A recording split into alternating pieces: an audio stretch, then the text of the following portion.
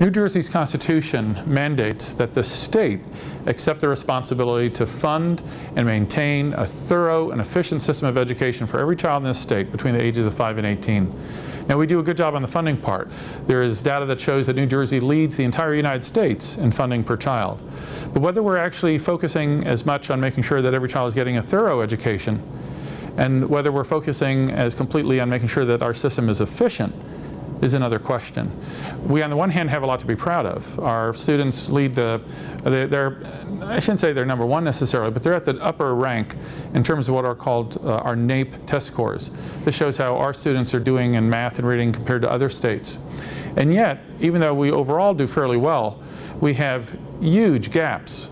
For instance, 40% of our African American 8th graders are not testing at basic proficiency in reading. Those students, without being able to develop those reading skills fully, are going to have a very hard time being able to be successful when they leave school and go off either into the workplace or try to go on into higher education. You need to be able to read, to be able to hold a good job, and to be able to go on into higher education. So as much as we should be proud of much, we have a lot of work to do. And we also have a work to do with regard to making our system more efficient. As mentioned, we're spending more than any other state in the country, and yet we have layoffs in school districts all across the state of New Jersey. We're seeing ourselves having to cut what are considered basic extracurriculars, and we're seeing in many districts they're cutting back on even things like kindergarten. Now, when you're spending more than any other state, you shouldn't have a situation where you're trying to figure out whether the system's going to be able to continue as solvent. So we know that we have a lot of improvement to do here in New Jersey. And we are working with the legislature, the Christie administration and the legislature. We're trying to tackle both of those challenges. We're trying to make sure that our schools are more effective, and we're trying to make sure that they're more efficient. We're working with the president with the Race to the Top initiative. That is a systemic reform that should affect every one of our public schools. And we're trying to make sure that children have options between many different public schools and also private options, because students aren't all the same, and the school that most helps one child reach their full potential will not be the same that helps another child. In our urban areas, and I of course come from Jersey City, an urban area, we're working to expand not just the options within our district schools, but also the options that are available to children from our county schools.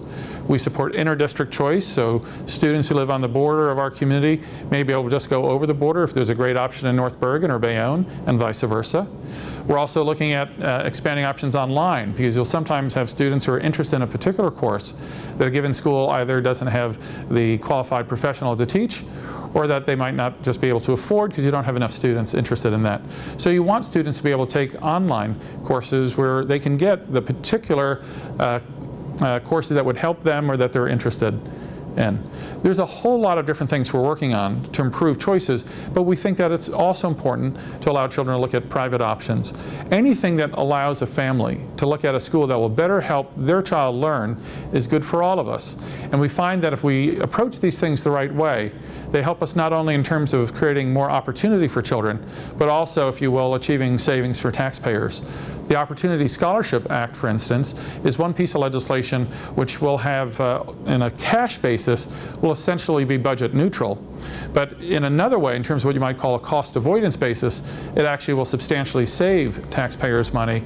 And that's money that we could then use to expand opportunities for the children in our district schools. So here in Trenton, with our legislature and our governor working together, we're trying to improve the entirety of what we're doing in public education to make our system able to provide every child the thorough education to which they're constitutionally entitled, and also have the system be an efficient system which is able to provide that thorough education without bankrupting our taxpayers.